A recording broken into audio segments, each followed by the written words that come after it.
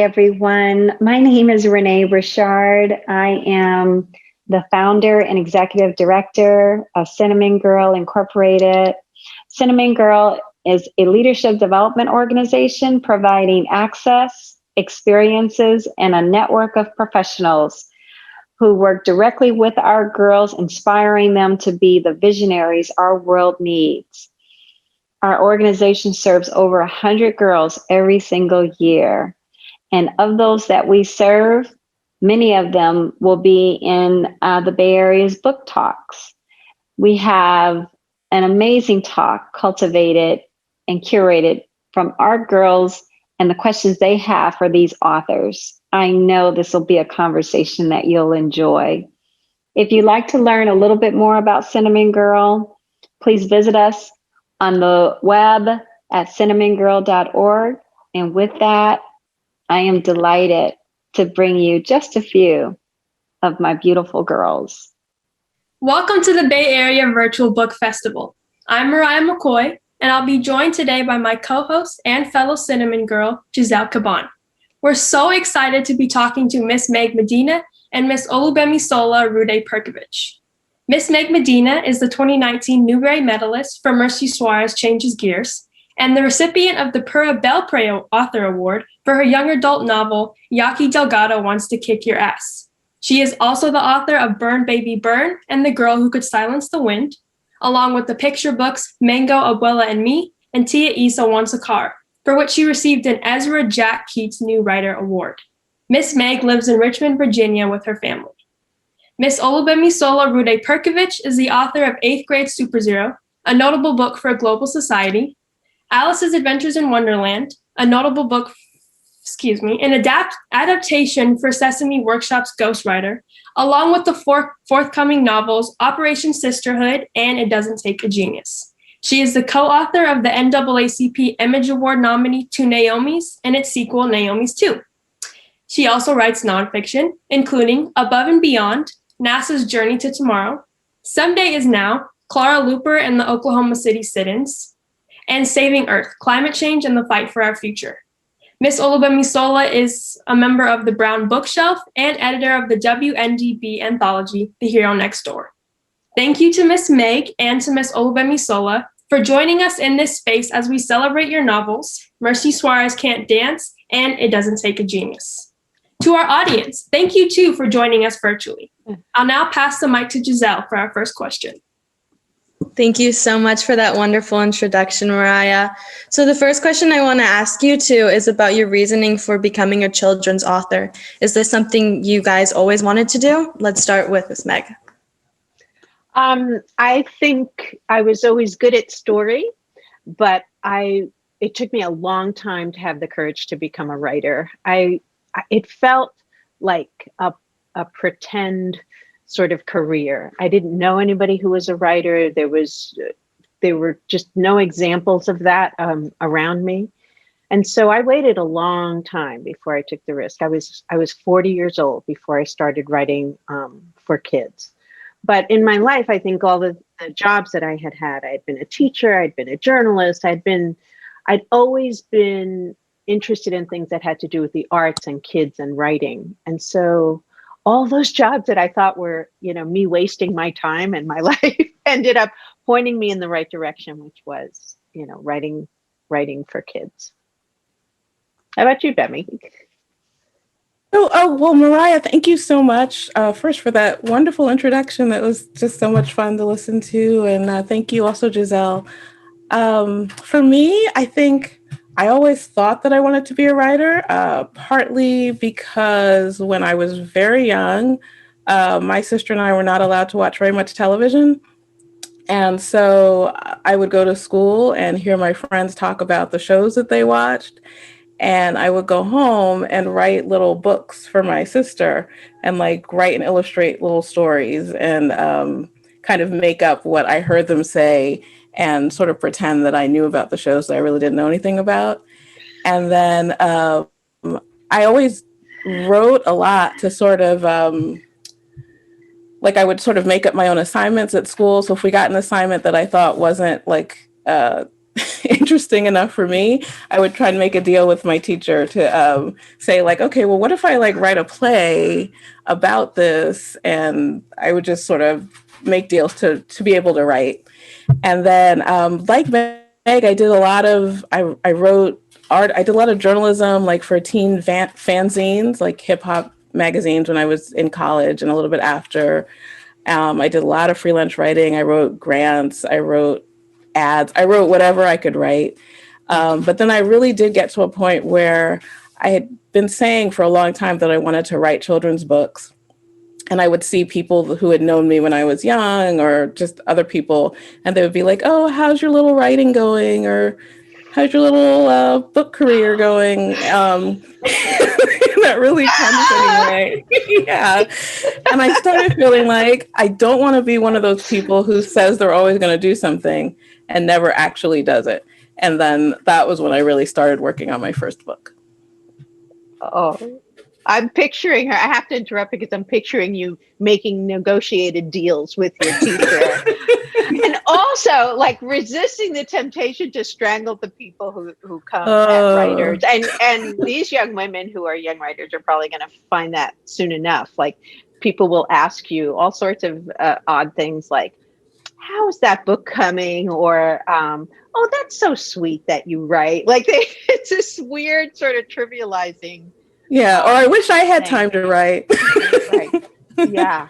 Yeah. It's a very strange space to declare yourself an artist and to be an artist for children as well.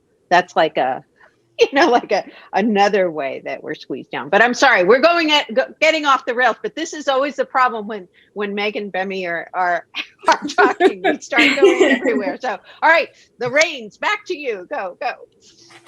Okay, for our next question, what advice would you each provide to anyone aspiring to become an author? And we can start with Miss Olugbemisola.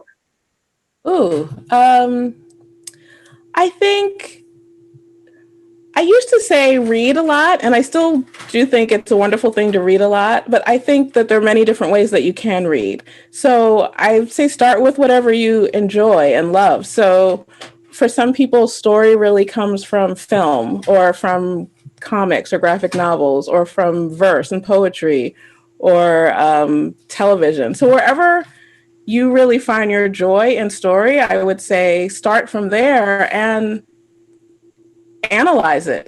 Think about how the story's being told. Think about what you really like about it, what attracts you to it, and start from studying that and think about the stories that you want to tell, and then maybe how you might tell the story using what you've learned from those things. So that's one piece of advice.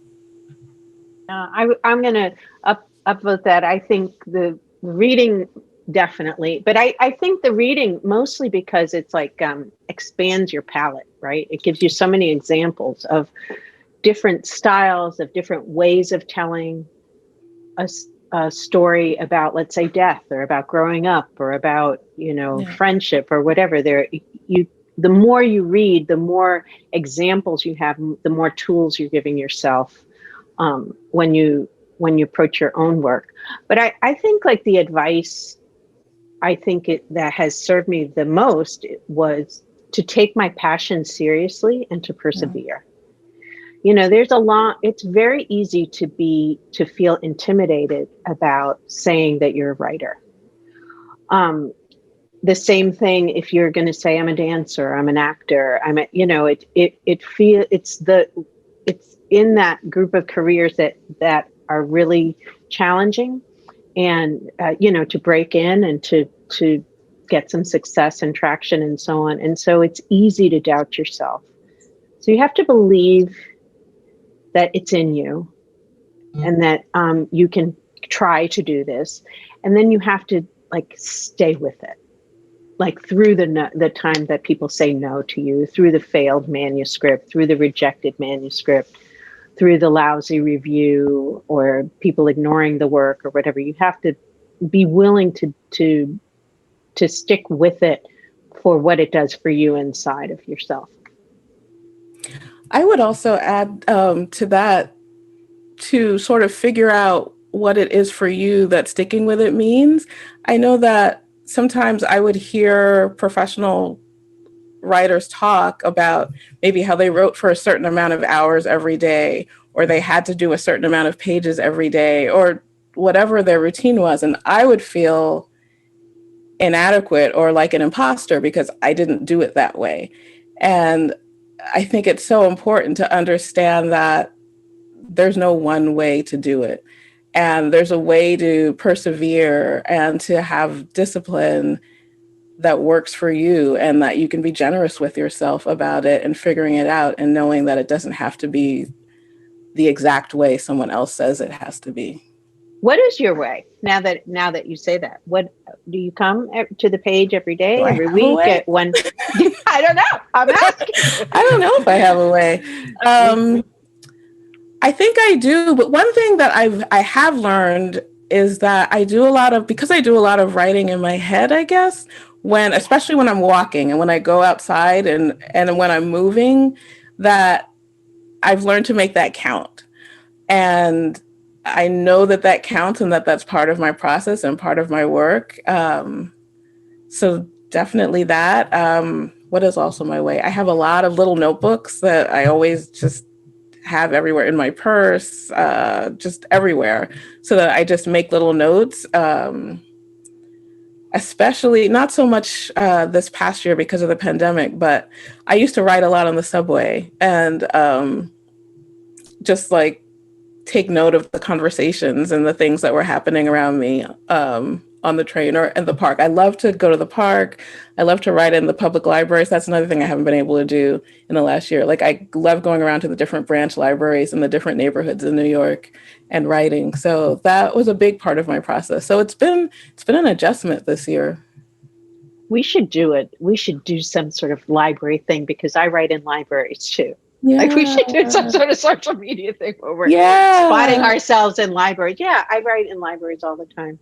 Yeah, I think daydreaming is absolutely writing time as well. Yeah. Sometimes I just sit outside and I'm just thinking, or I'm trying to unknot something that I've done. I don't know if you ladies do this too, Mariah and Giselle, in your own writing. Like when you're stuck and you're trying to solve like how you're going to write this, how you're going to undo it. Sometimes it's even worse if I'm trying to do that at the computer or with my notebook. I really need to just be sitting down, having a smoothie, thinking about it, you know? So yeah, I think you're right about there being all kinds of ways, but whatever it is, whatever way it is that you feel like it's the way into your story, I think that's the thing you have to stick with. Yeah. Okay, thank you. Thank you guys for that great advice. So my next question is, as children, did you guys see characters of color represented in the media? And do you think that this also inspired you later on to write stories with children of color? And Meg, you can start again. Yeah, no, not many. The books that I was reading did not feature, including my very first readers. I'm old enough so that I learned to read on Dick and Jane readers.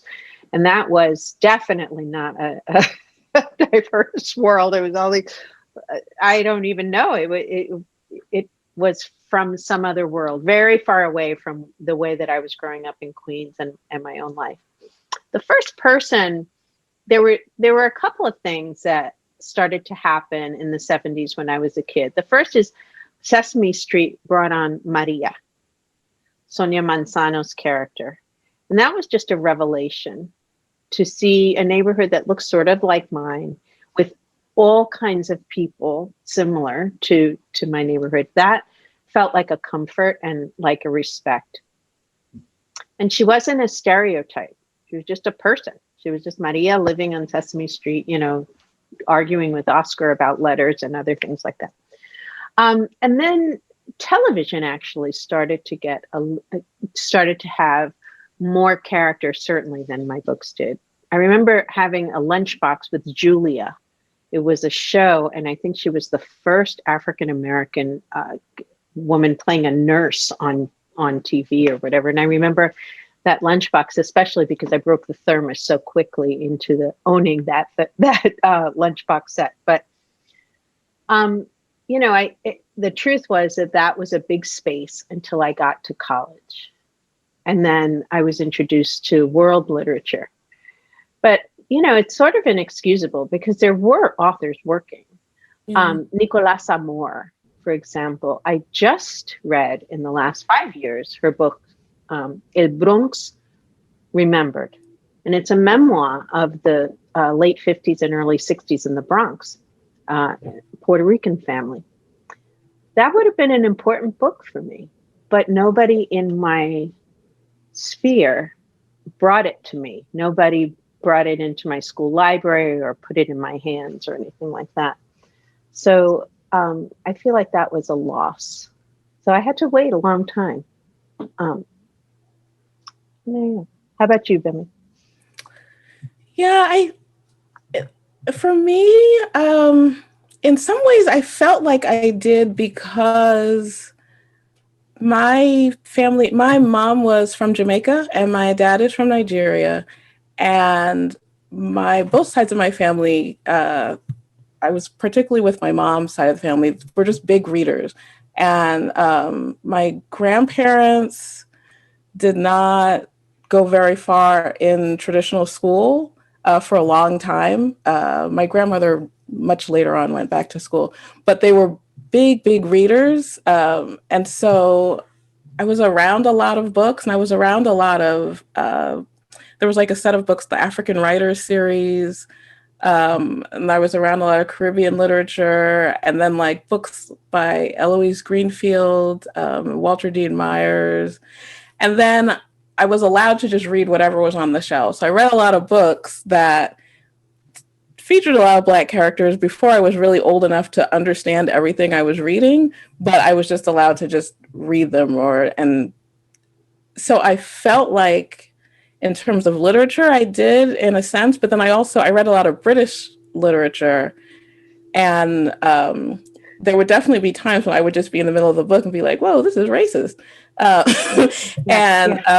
Try to sort of navigate like, okay, I would go back to books that I really liked a lot, but I would know like, okay, I'm coming up to this part that I'm going to have to skip, or I'm coming up to this part that I'm going to have to just like remember like, okay, this is her racist part. Okay, Agatha Christie, you're cool, but I can't read these descriptions of Black people or things like that. So I learned very early to kind of protect myself in that way as a reader. And then with other media, like I said, I wasn't allowed to watch, we were allowed to watch PBS. So I did see like on Sesame Street, there was the Electric Company. Oh, yes. Remember them? I love the Electric Company. Yeah, and Zoom and Mr. Rogers' Neighborhood. I remember very vividly being so happy to see Black characters on Mr. Rogers' Neighborhood, especially like Black people of different shades even, and just like doing different things. Like that was a really special thing for me as a child. Doing different things, living life, right? Just exactly. Regular people, and not as as the criminal for Latinas. Of course, it's always the very sexualized, the sort of like Charo in the 70s, and then and sort of a version of like Sofia Vergara's character on Modern Family. Like that really big-breasted, very sexy, mildly violent Latina, stereotype.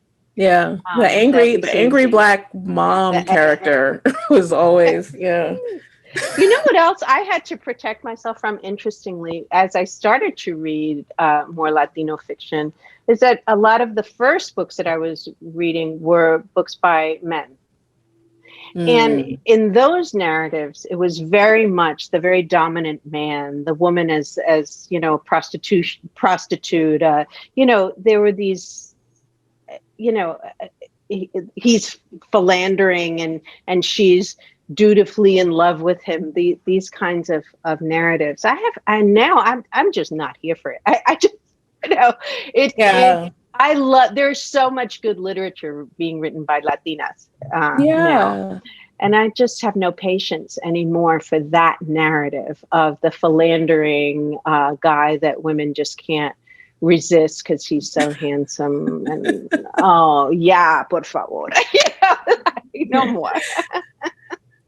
and missing kids of color having fun, like that. I felt like there's, even when there were stories, I think those stories were just harder for people to get published, of just fun stories.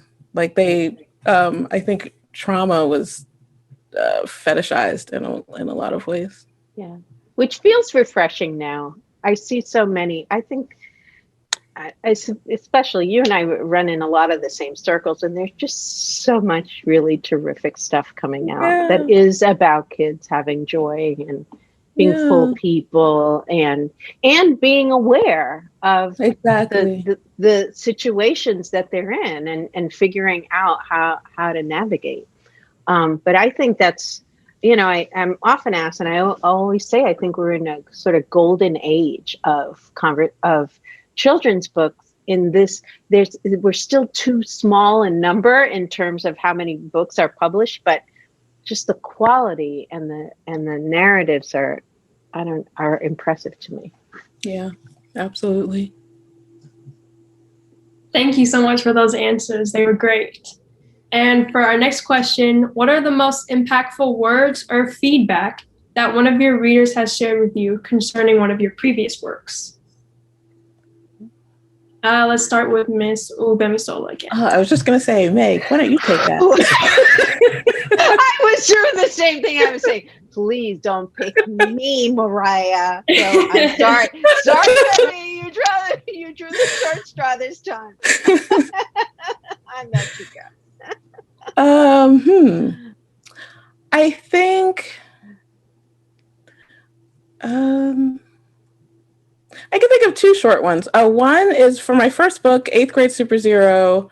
A lot of kids expected me to be a man because the main character was a boy, and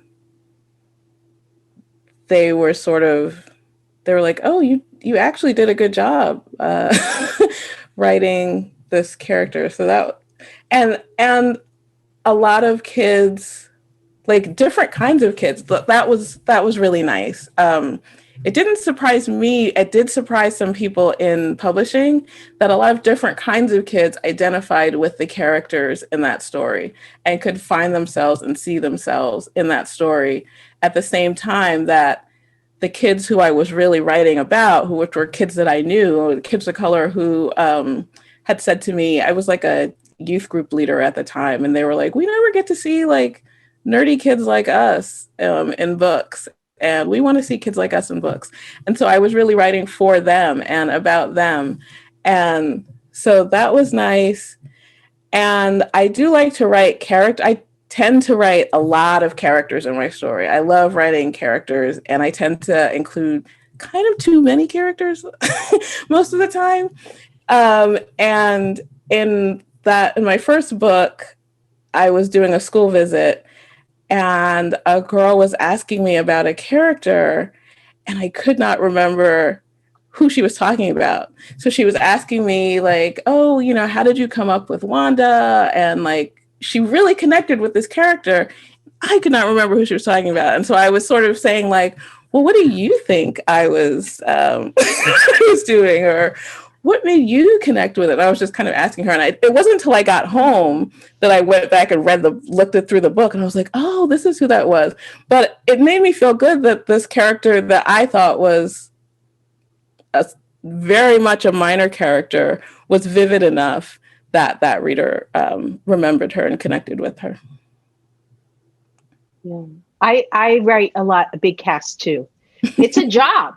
It's a job in managing all those voices and personalities and making sure that when they come on stage, right, so to speak, right, on the page, that they're really vivid enough with an economy of words or actions, that they're vivid enough that you don't mix up, Michelle and Natasha, Luke or Emmett, like in your book, right?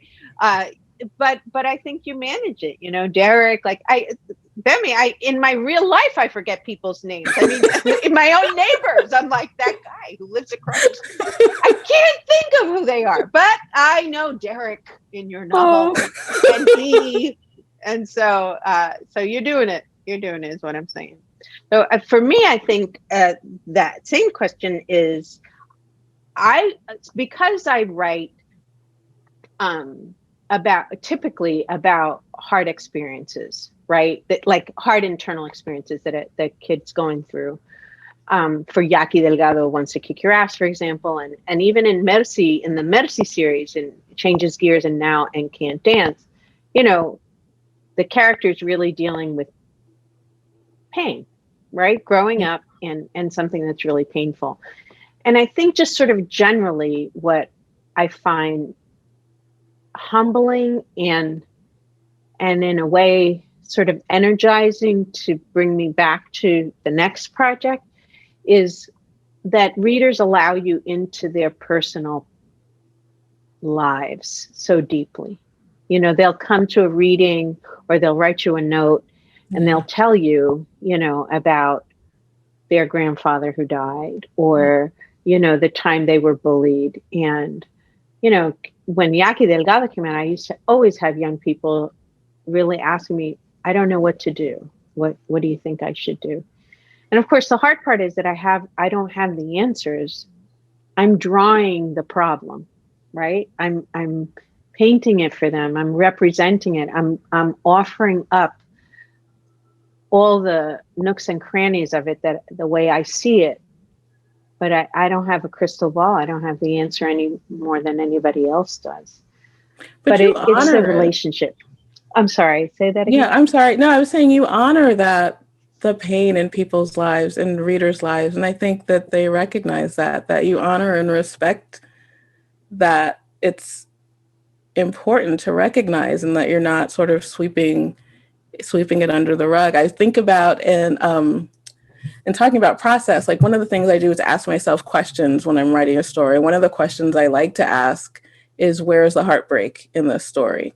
And in all of your books, like I know when I get to that moment where just like my heart just breaks open a little bit, and it's just really, really beautiful and sweet.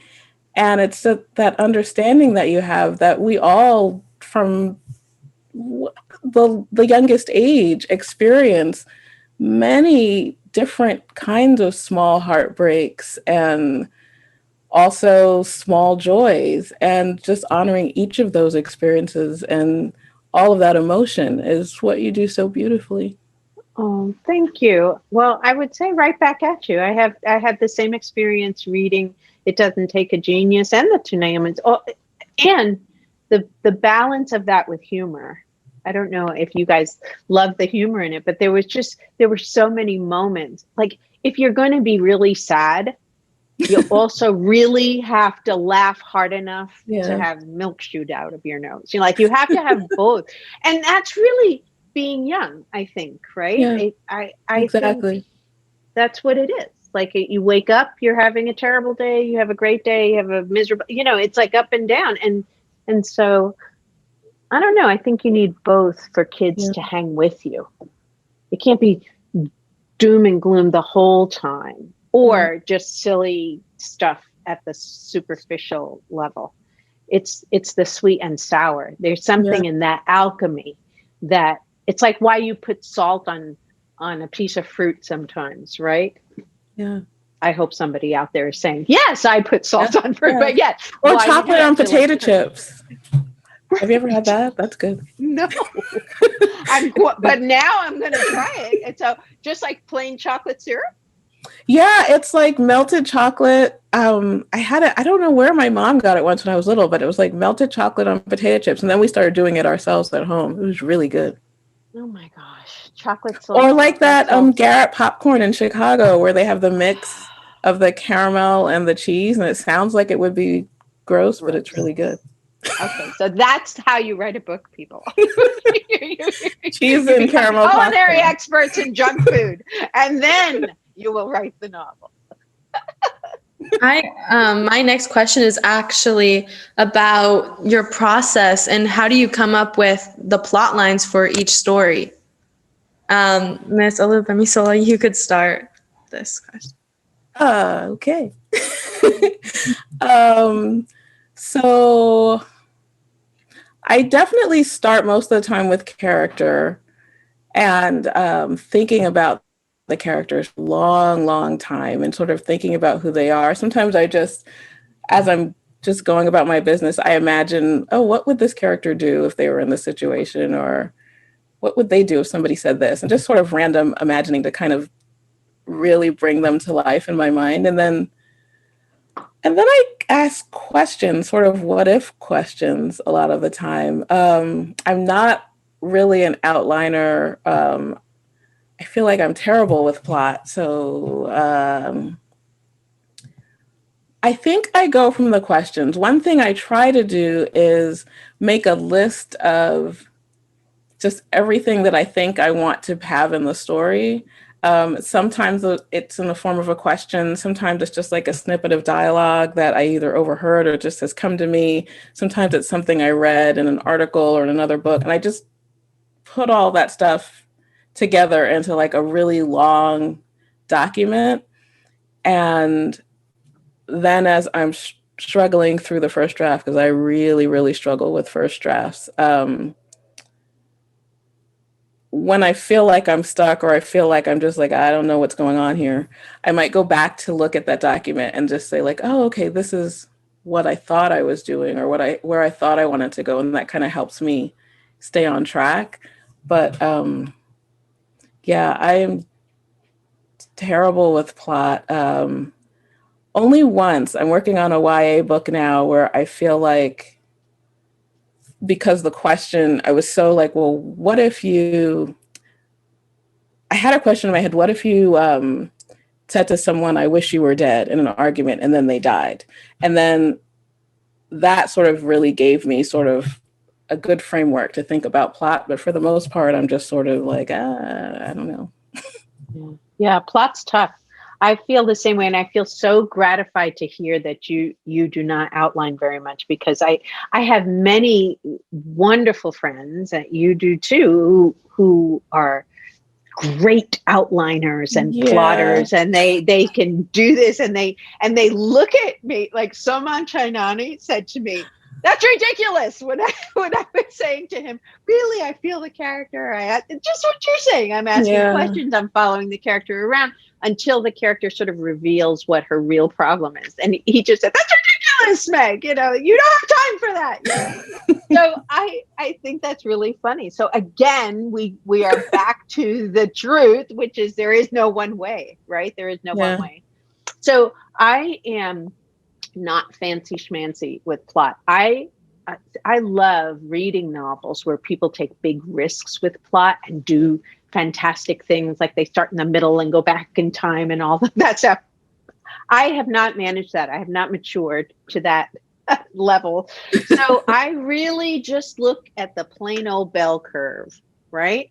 And so I know in the beginning, all I know is my character and a rough idea of what the problem is. Like, for example, with Yaki Delgado Wants to Kick Your Ass, it would have been she's in the crosshairs of a bully.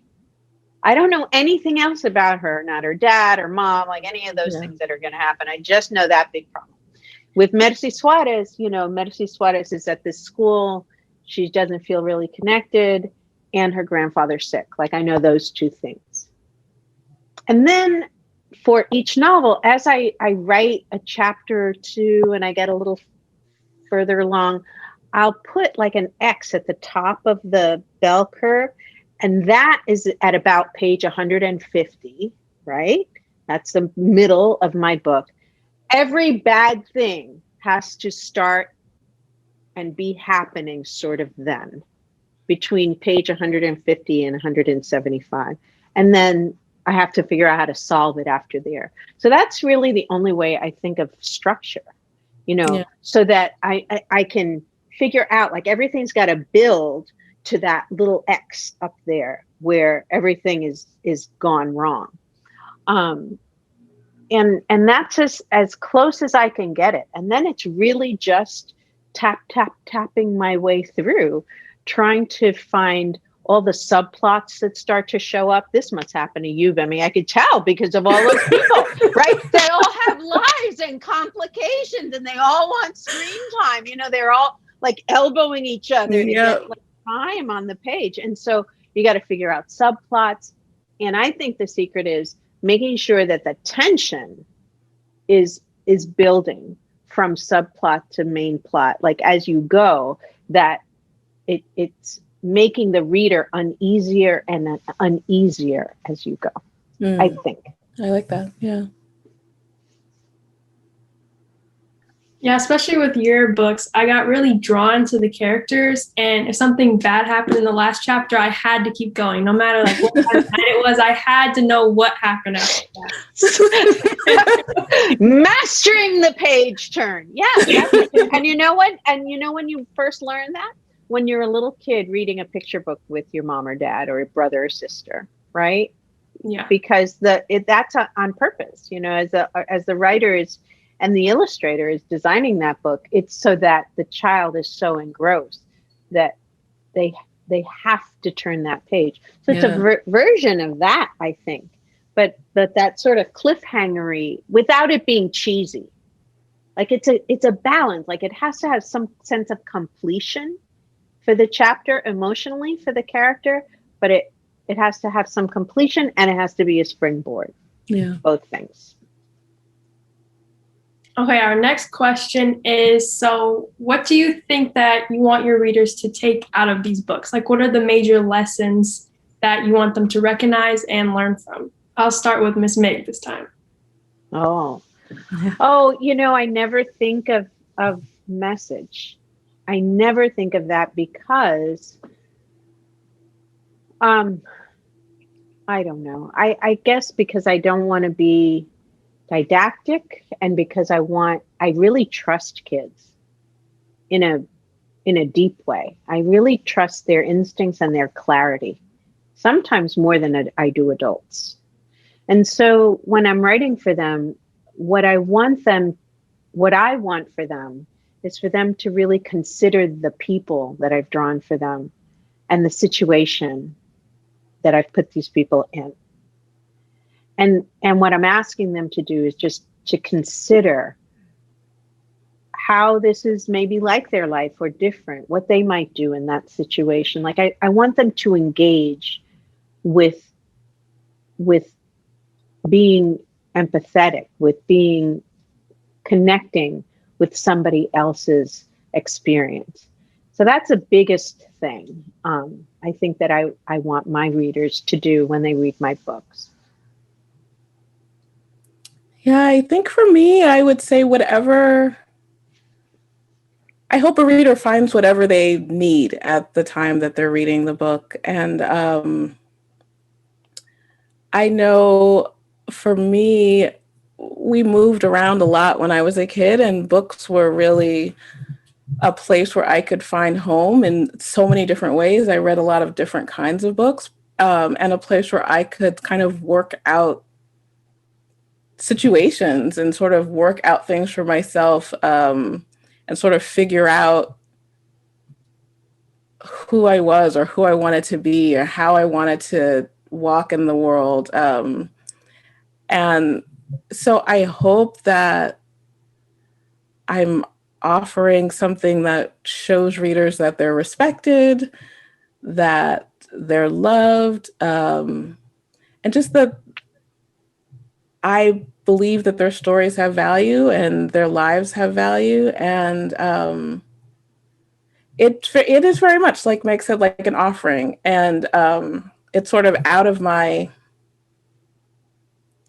a reader makes it into something else. So a reader makes it into a new story and makes it into their own story. Like that young woman who was asking me about that character, who was a character who worked at a shelter for unhoused people. And I found out later I found out why she connected so much with this character who maybe had like 3 lines in the whole book, but it helped her that character was there. And so yeah, I just hope that a reader finds whatever they need at the time that they're reading, whatever can sort of help them grow and just be in the world. I want to ask the young women something. Let's really terrify them. We're turning this on you now. So tell me, like, what kinds of things are you guys working on and writing? Well, and I'll start with Mariah. How about I'm going to direct this. Mariah, what are you working on?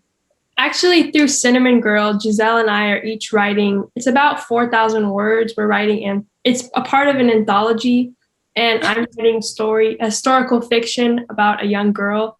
And I'm not sure what Giselle's writing, but we're looking to be published in September. Oh my gosh, that's fantastic. Giselle, what are you writing? I'm writing a story about these two Latina women who are both struggling with mental health. So, yeah. Oh, wow. Oh my gosh. Well, I can't wait to read these. Yeah. I know. I want a copy of the anthology. I really love anthologies. And I know Bemi loves anthologies. I do love anthologies. Edited some. But I love them too, because you know what I love about them? That you can grab them, you can read a short piece. You know, you don't have to sit for 300 pages on something, and you get the flavor of that author, and you get they're like little candies within the collection. I love it. Especially if it's a strong anthology, that's what I love most about it. I think it's so great that you're just developing that skill and working that muscle of writing short pieces like that. It's so important, and it's definitely something that I need to work on myself. My last question is, so in both stories, family is very significant. So I wanted to know, why do you guys think family is so important to you both? And Meg, you could start.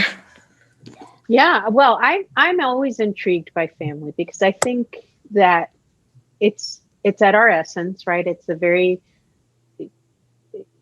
the very core of how we start to think about ourselves and the habits we develop in how we look at ourselves, how we move through the world. And I'm always intrigued by the fact that often, you know, these people who love us the most also are very capable of hurting us the most. Mm-hmm. And it's that sort of yin and yang in there that I am attracted to.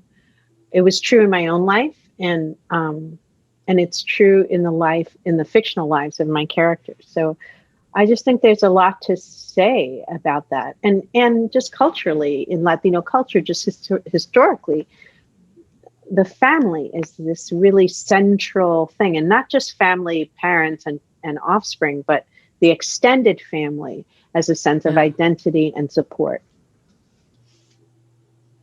Yeah, I mean, I could just say ditto.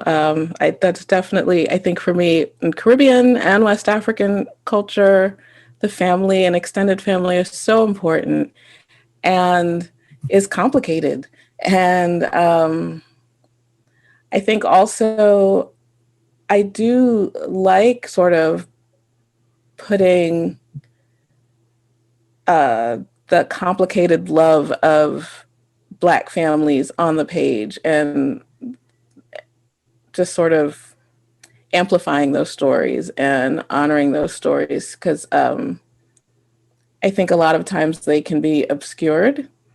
So that's an important thing to me. But family is just in so many ways at the heart of what we do and what we think, even when we don't realize it ourselves. And even like, I think now about how many things that I think I thought, like, I'm never going to do that.